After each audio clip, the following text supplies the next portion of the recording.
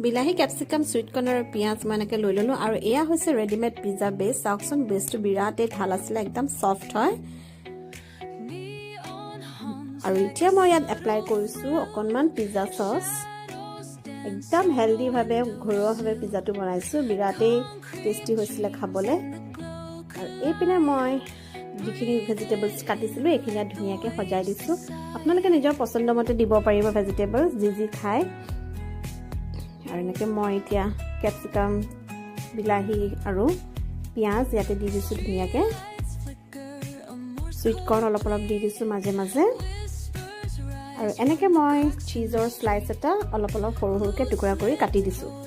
আৰু এতিয়া মই দিছো মজেৰেলা চীজ বিস্কিট লে খাই হসকে বিৰাট ভাল লাগে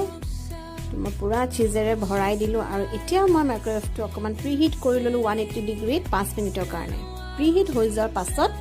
এতিয়া মই পিজ্জা বেসটো ইয়াতে দি দিছো আৰু এতিয়া মই প্ৰায় 3 মিনিটৰ কাৰণে ইয়াক বেক কৰিম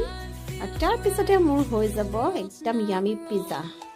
এয়া চাওক প্ৰায় 3 মিনিট হৈ গ'ল আৰু মোৰ পিজ্জাও ৰেডি হৈ গ'ল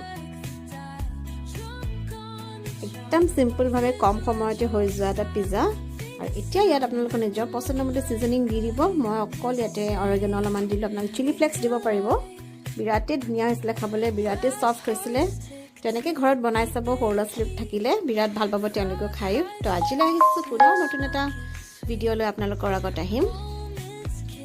বাই বাই